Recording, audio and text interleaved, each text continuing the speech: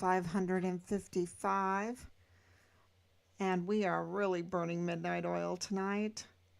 1,555 days since Richard was code red, premeditatedly murdered. Oh, sorry. On Fort Bliss. On Fort Bliss. Can you believe it? And it's internal, you know? It's internal. It's a code red. That means that his chain of command, his leadership ordered that he be murdered, that he be silenced. Before that, it was the retaliation. Don't forget that Major General Clem Coward retaliated against Richard unjustly, tried to ruin him. Same with Lieutenant Colonel Roddick, Michael Roddick, unjustly. It's so unjust that they had to sanitize Richard's files. Um, and, it was one of the main reasons that they had to go to the extreme that they did. I think him being a Christian, I think this was retaliation against a Christian. I think this was retaliation against a whistleblower. And why do I say this Christian thing? The We just had a presidential candidate named Kamala Harris, who's our vice president, commit a hate crime against Christians, and she is not being charged for that. Where, where's the outrage? Maybe she's going to be charged, but she should absolutely, it should have been swift. Because if it was for any other group, everybody would have acted swiftly. And what does that tell me? Well, she, of course, the president is the commander in chief of the military. She's the vice president. The military knows this. If the military has this kind of attitude that is reflected in their top leader, a vice president, this hate crime against Christians, and one of the very first things that CID tried to use against us was our Christianity. Okay? They tried to use that against us, against our son, and it blew up in their face because we immediately uh, requested all of Richard's belongings. And when we received those belongings, very few, because you could tell it was all tampered with, one of those boxes, it was only 3 boxes, I believe 3 boxes. One box was entirely a Christmas tree with Christmas decorations. So that blew up in their face. And we believe that he was retaliated against severely with this code red. For one of the reasons was because he was a Christian. Another reason because he was whistleblowing and exposing Fort Bliss's connection with the criminal trafficking, with the drug trafficking, with the child corn trafficking, with the child trafficking, with the guns trafficking, with the ammunition trafficking, with the equipment trafficking, with the through the tactical move storage units, through their connections that were compromised with the Mexican cartel in the law enforcement and the judicial system. And of course, the Fort Bliss's connection with the Walmart mass shooting. Um, we believe those are the reasons that they started retaliating. It got um, severe hate, absolutely a hate crime. And the other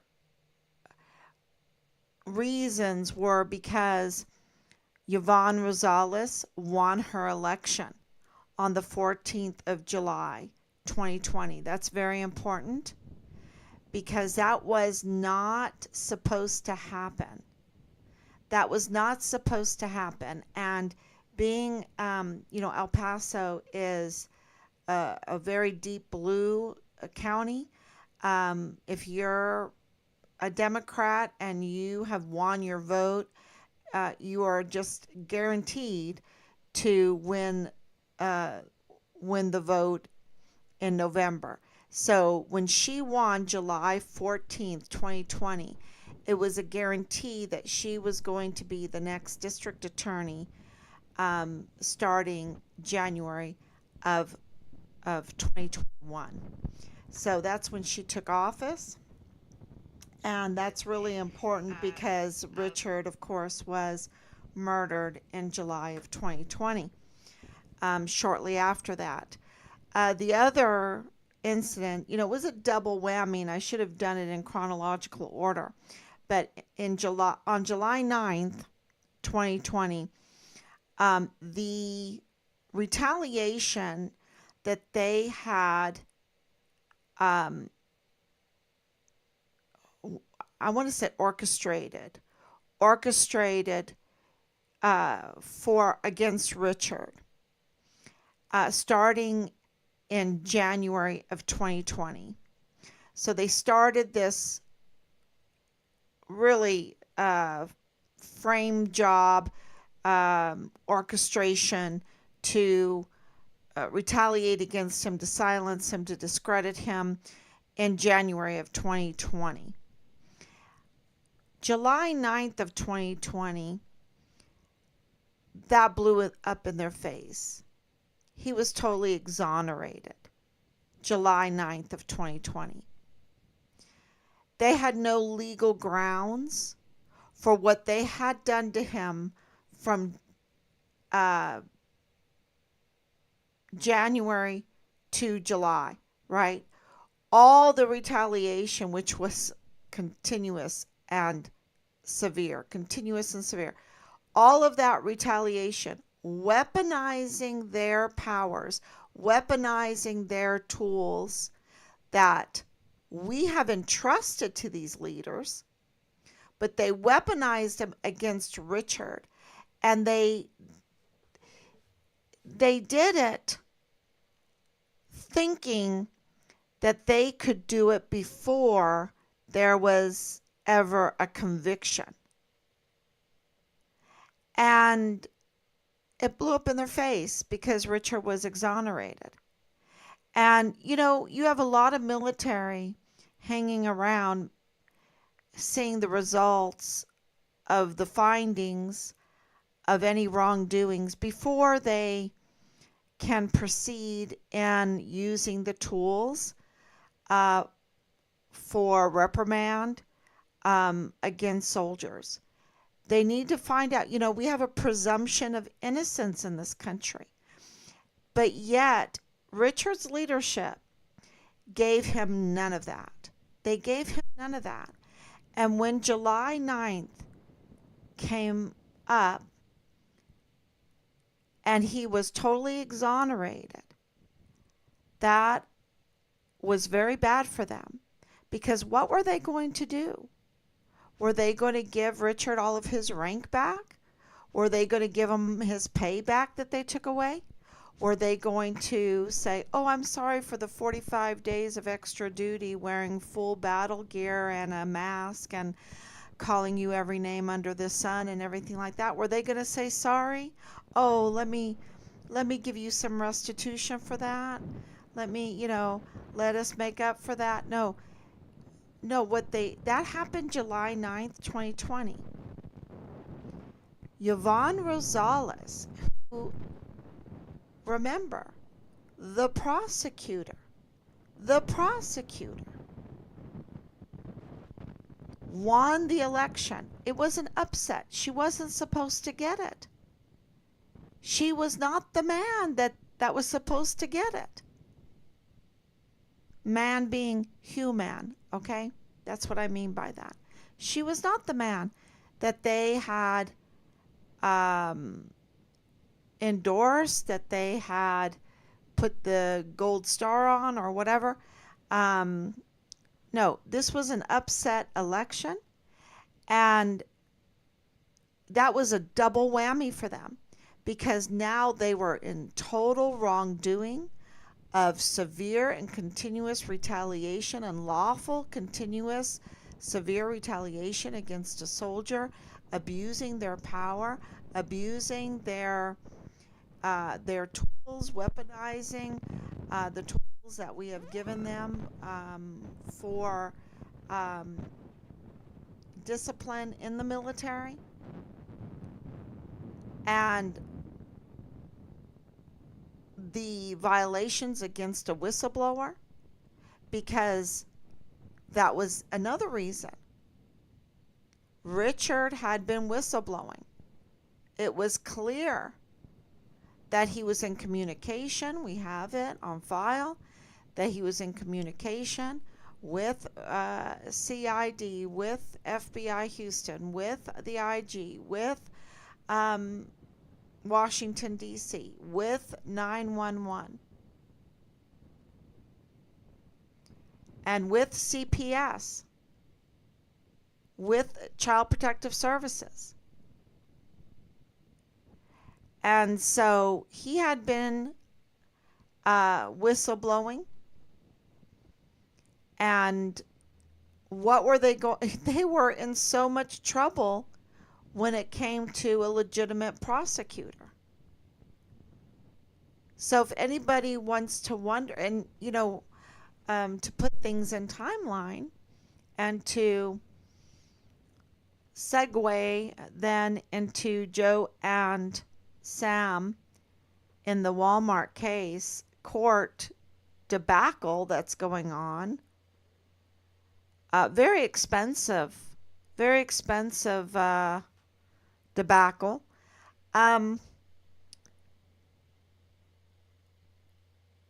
When all this was happening, audits were taking place. When Richard was whistleblowing, that came before the Walmart mass shooting. August 3rd, 2019, Richard had already been whistleblowing. There is no other way to understand all the evidence that we have. There is no other way. Our evidence absolutely leads the timeline to Richard whistleblowing in 2019 and the audits happening, the active and ongoing investigations into El Paso, into, Fort Bliss, into Fort Bliss. And that's been corroborated by Brigadier General Stewart and CID lead agent that's dirty as anything. Both of them are dirty. Both of them are totally dirty.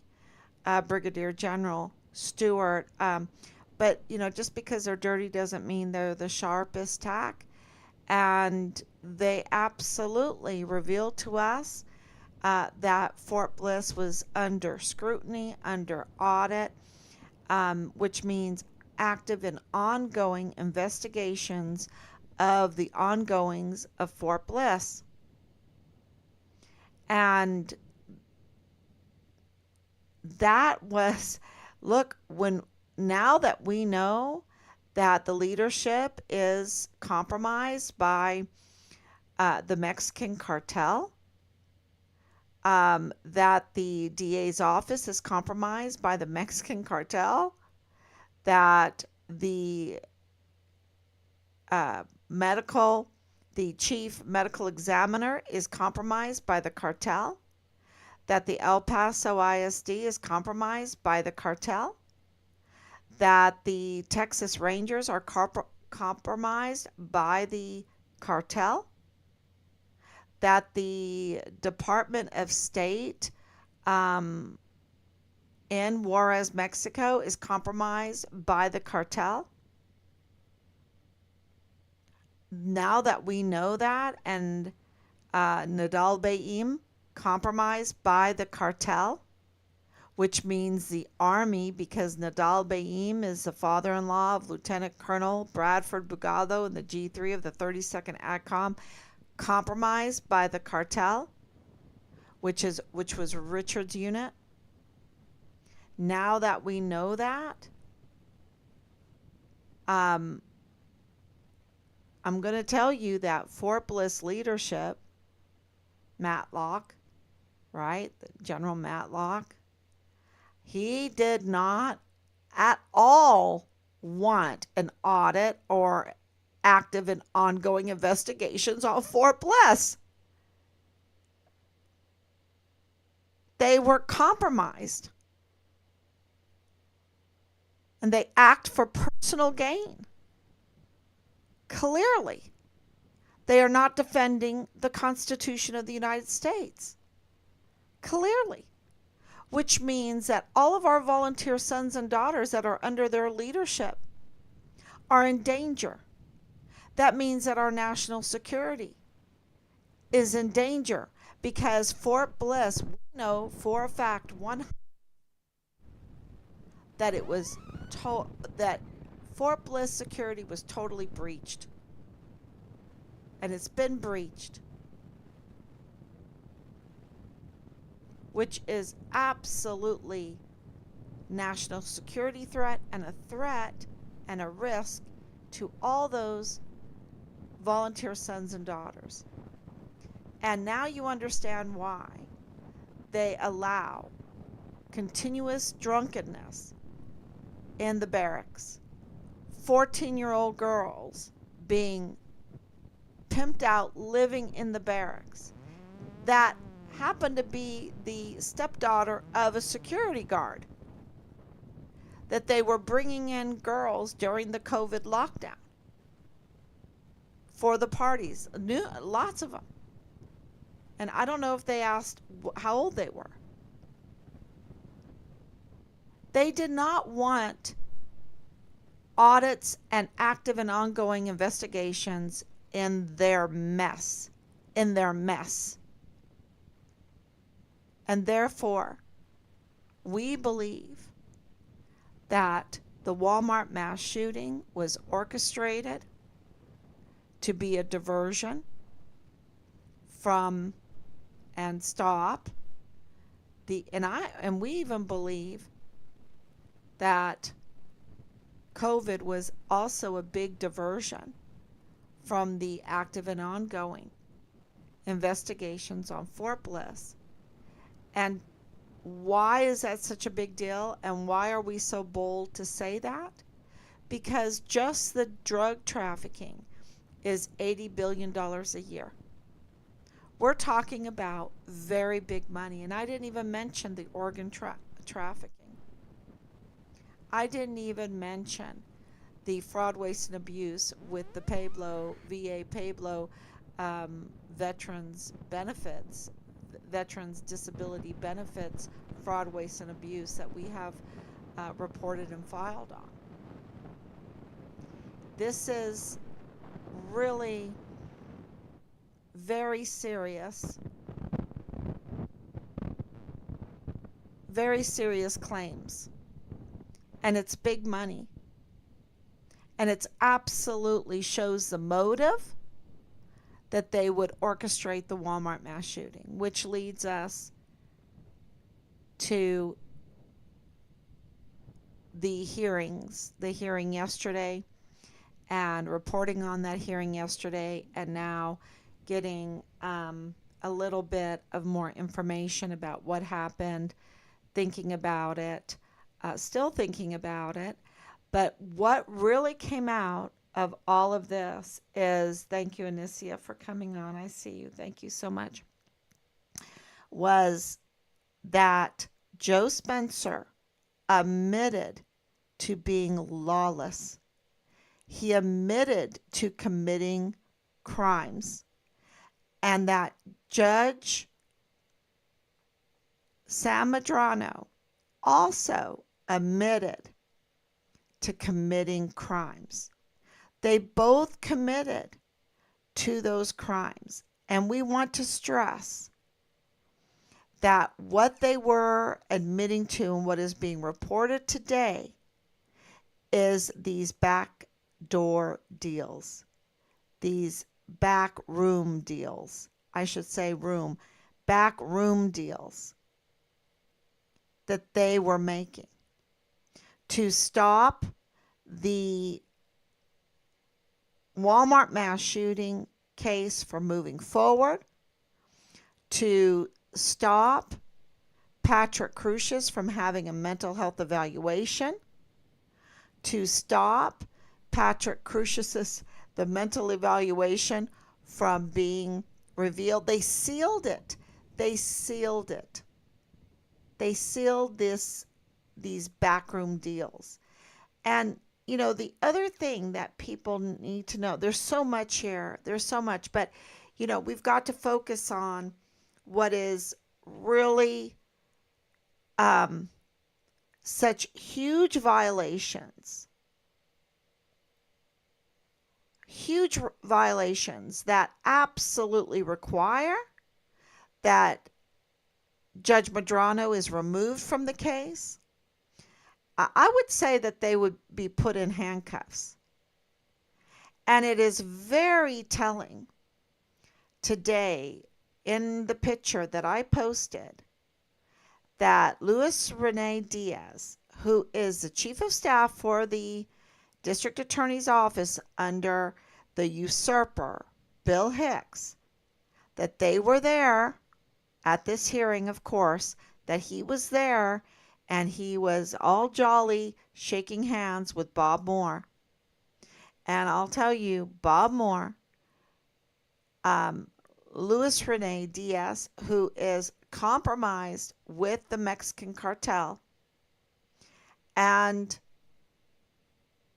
Bill Hicks, whose greatest supporter, who funds the number one funder of Bill Hicks, is Purchase Funeral Homes. This is a Juarez-based funeral home. So a foreign business is what funds him the most. And that they were chubby together. That Bob Moore was chubby with Luis Rene Diaz. And, okay, fine, you need to be whatever.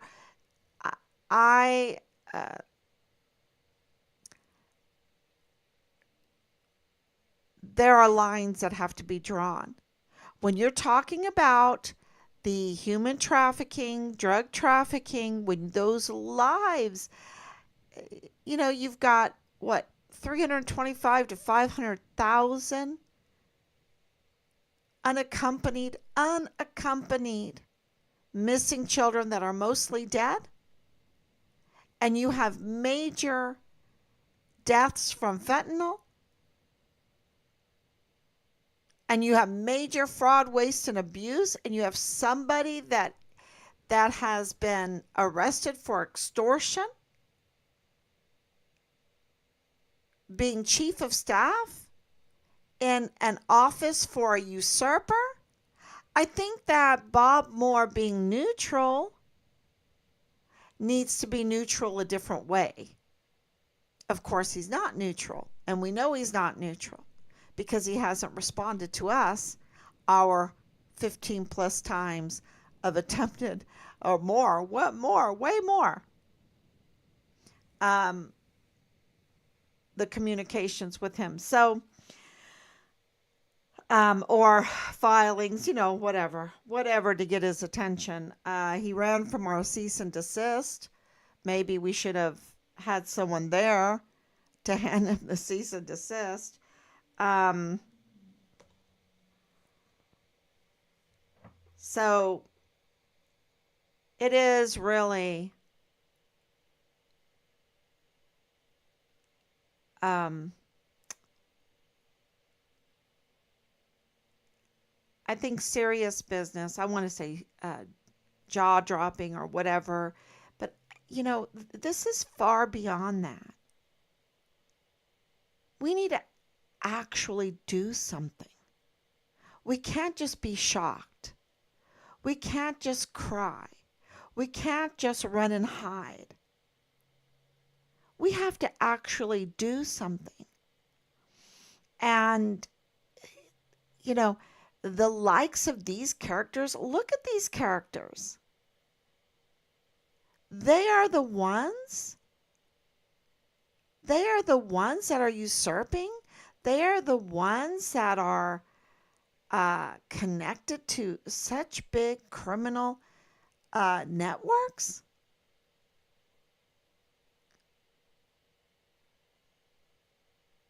Hurting people.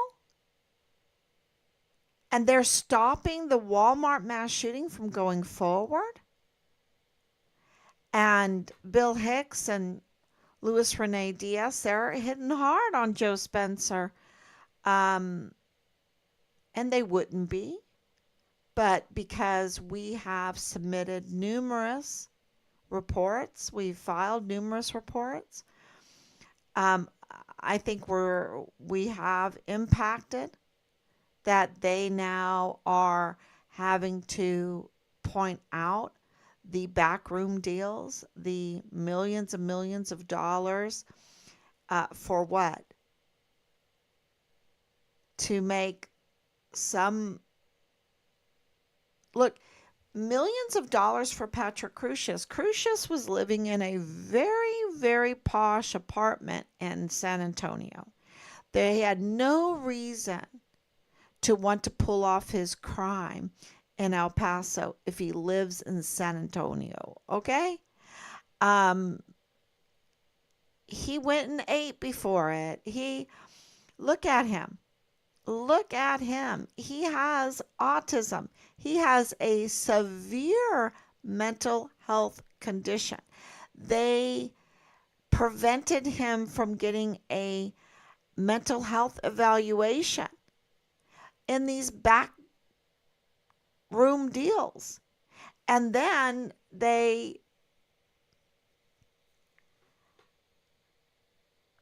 when I think it was Loretta Lynn Hewitt, I'm not sure, but it was in 2023 that, it could have been the jail that wanted to know, who am I dealing with here, Patrick Crusius? Who is he?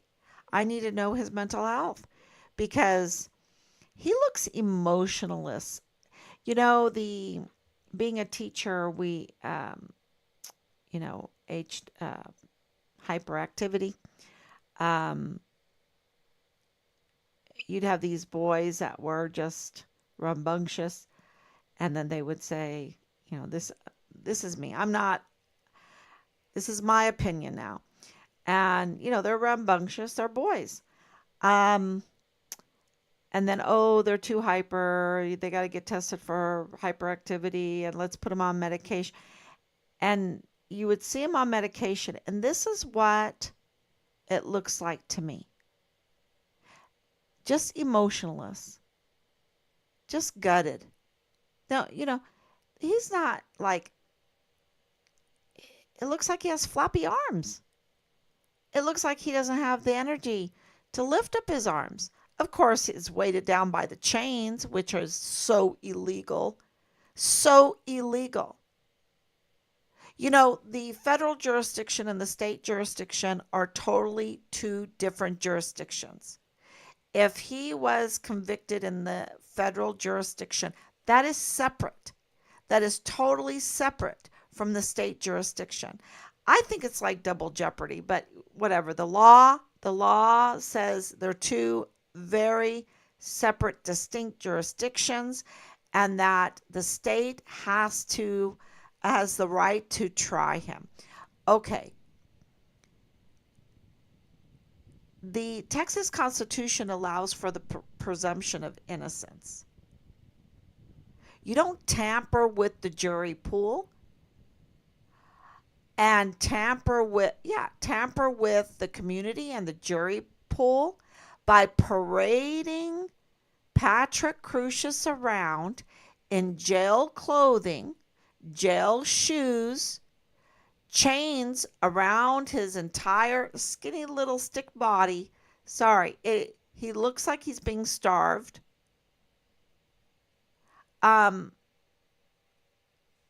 He looks very, very pale. There's not, I didn't see any like tattoo representing what he believes or whatever. He looks very pale. He's very hairy. He's not bald. Like, they call him like some kind of white supremacist. Well, isn't that like bald and tattooed or what? I don't know. Whatever. That's kind of just me thinking out loud here. But you don't parade him around in this jail gear with a bulletproof vest on, with the chains, when you're supposed to have a presumption of innocence. And they have security, and they had him already in there before. It looks like he doesn't have the muscles to lift up his own arms. He doesn't even have the mental emotion. He is emotionless. That's what's shocking to me to see. There's not one bit of anger in his eyes for being kept in seclusion and security for 5 years. 5 years. And to have to deal with Joe Spencer and, my defense lawyer over here, what's his name? I always forget his name. Let me look at that because I need to memorize it. I wrote it down here. Mark Stevens. It looks like he fell asleep. Oh, my defense attorney. I'm facing the death penalty. My defense attorney's falling asleep. Joe Spencer's making backroom deals to keep my mental health a secret and not even give me any kind of mental health defense here. And he's so calm. He's so calm. He not even calm. He is like emotionless, and his civil rights are being broken everywhere. What's taken so long? I wasn't even read my Miranda rights. My hands weren't even bagged. What's going on here? He doesn't have any emotion like that. But yet they have these. I think they had a hard time with putting the handcuffs and the foot cuffs, the chains on him, because they must have had to find like the smallest, skinniest little pair to fit on him. It's and his family seems to have deserted him. The people have seemed to desert him. And yes, I understand that he might be guilty. But the federal case, the plea, he wasn't even in trial. We don't even know the evidence. And I'm all for the presumption of innocence. And when you look at the pictures of that day when he has a mental health condition, right? A severe mental health condition. And he, had the ear things on and the rifle in his hand. There was no shells behind him, which would have been if there were shots fired, right? And then he goes and surrenders himself to a Hispanic law enforcement officer if he would have been a white supremacist, he wouldn't have done that. And he was so kind to do it. He has his hands up. He's like, yeah, it's me, and his shirt's clean and his pants are clean and his shoes are clean. And if he had been in there having autism, severe autism, with all of those noises and the screams and everything like that, they are very sensitive to those noises. He would never have been 17 minutes later so calm to surrender himself, right? No splatters of soda on him, no splatters of the life of him, right? Shoes totally clean. There would have been evidence. There would have been evidence. And what Ernest Christopher Grant said that he had done, there would have been mega evidence, but there wasn't any. Therefore, the El Paso Police Department were driven to admit that Ernest Christopher Grant is the biggest liar. And why he isn't arrested, I don't know, because he should be arrested. Because he was the media sweetheart and was like the spokesman for anti-guns with Governor Abbott because of the Walmart, and so was Texas Heart, the spokesman in Dallas, Dallas Morning News, happens to be Angela Kachurga's husband that interviewed him. I mean, this is totally unraveling. Totally unraveling. And Joe Spencer and Judge Medrano admitted to committing crimes with these ex parte backroom deals, is being reported, to tamper and interfere with this case. And Bill Hicks, smiling a little bit there, not looking the greatest, but smiling a little bit. He's like, okay, well, I'm going to let their ship sink. His ship already sank. Bill Hicks did. But look, he's, I guess misery loves company. And Joe Spencer. And then Felix Valenzuela. Okay, so you've got Mark Stevens falling asleep.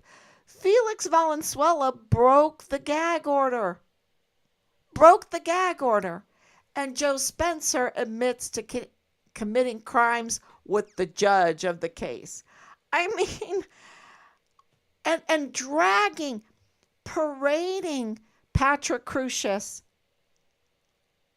tampering, in my opinion, with the jury pool with Patrick Crusius. I mean, it's just absolutely. And under all of this, y'all, is Richard Halliday's truth. Richard Halliday's truth is under all of this. This is what they're covering up. Richard Halliday's truth, and do not forget that. And, we've been right about so many things. So many things. And under all of this manipulation, these false witnesses, they brought in Rosa Maria, called her a witness. She's a false witness. She wasn't anywhere near the Walmart mass shooting. She was in Mexico.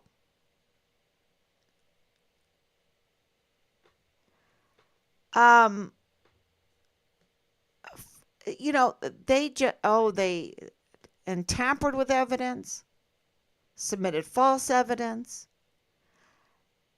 I can go on and on, but two things they admitted to now: illegal backroom deals.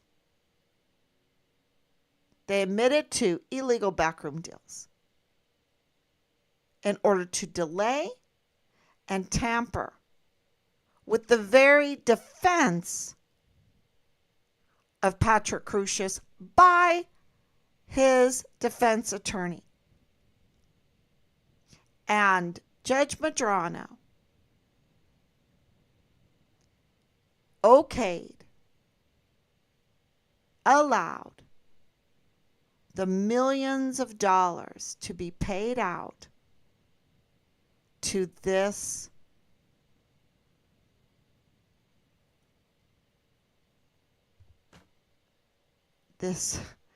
mess,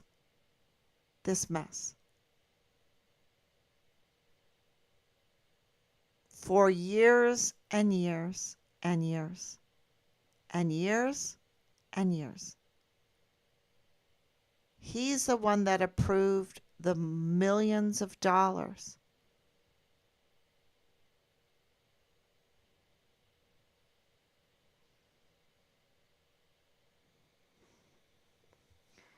This is one of the largest cases, if not the largest case in U.S. history. Richard's case is so big because Richard's case is the Walmart case. The Walmart case is Richard's case. The Walmart case is covering Richard's truth.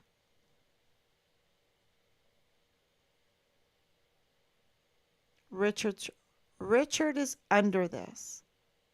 He's been buried under this. The Code Red has been buried under this. His remains, where they're at, is buried under this. Those that murdered him are buried under this.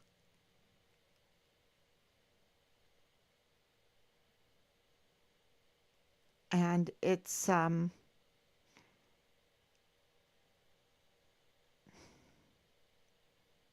heart-wrenching because it's for the trafficking. You know, if we had a better economy, then we wouldn't have so many people wanting to go along with this, because who knows how many people depend on the destruction of others. It's called a moral hazard. There's a whole theory of moral hazard, right? Where you are led to such desperation that you will give up your morals to do anything.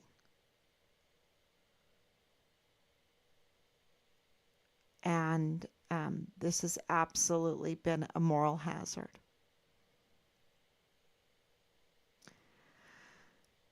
All right, everyone. Thank you so much. It's been just another wild day going through. And, you know, I'm working on presenting this to the public. It's so important. And of course, all of the responses that we have to do behind the scenes. We have submitted and filed hundreds of letters, and all of them are starting to pay off. There are things that we've done about Patrick Crusius's mental health. You know, we submitted complaints about that months ago, maybe over a year ago. You know, we submitted many different things to this case because it is absolutely covering Richard's truth.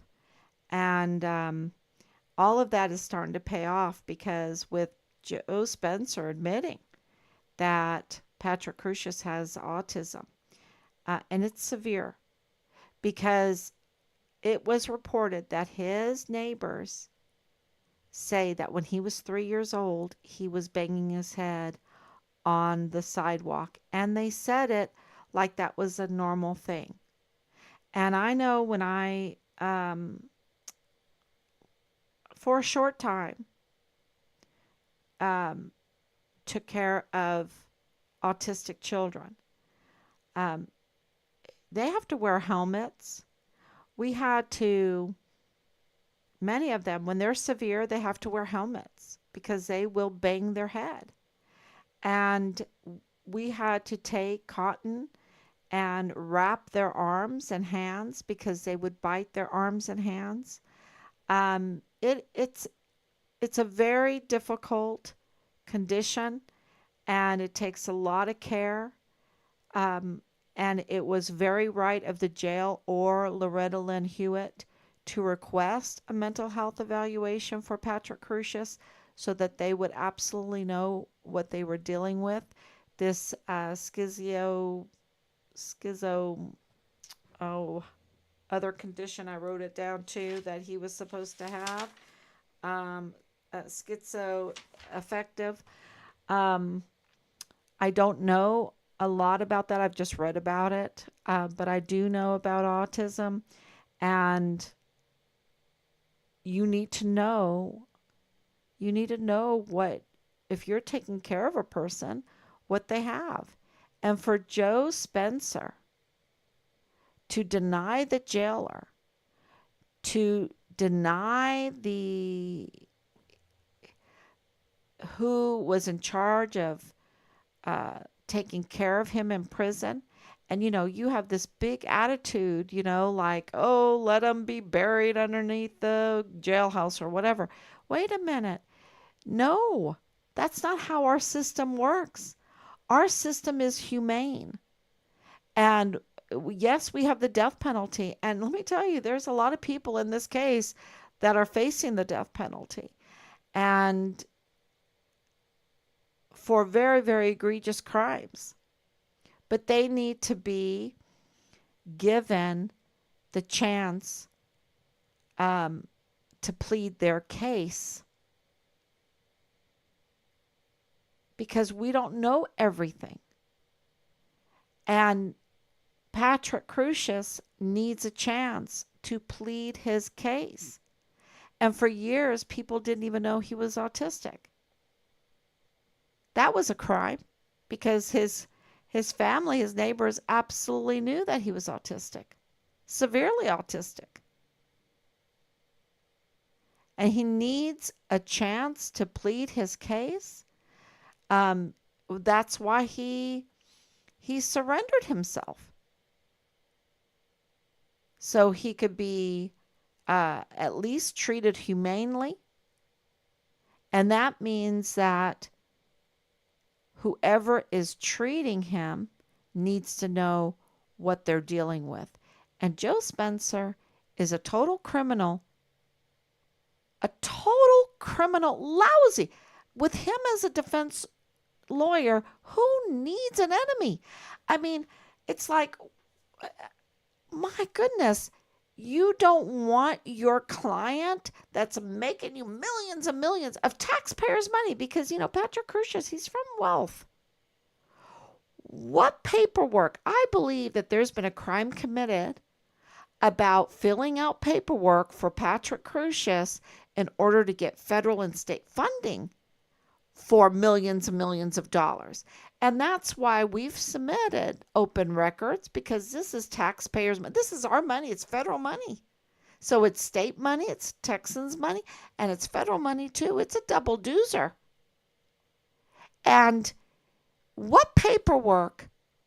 How was that filled out in order to get that funding?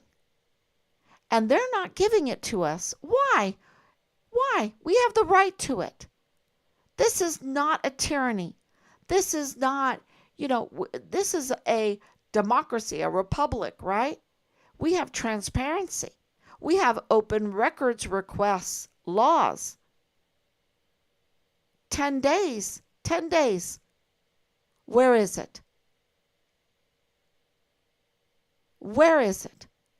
What kind of paperwork did Patrick Crusius fill out, or who filled it out for him, in order to not have to pay his own defense or part of his own defense, but get state and federal millions of dollars in order to pay a lousy defense attorney and team. Look, you got Felix Valenzuela, who, he's the Mormon uh, lawyer, right? He's the one that's connected to Leilani Hart, right?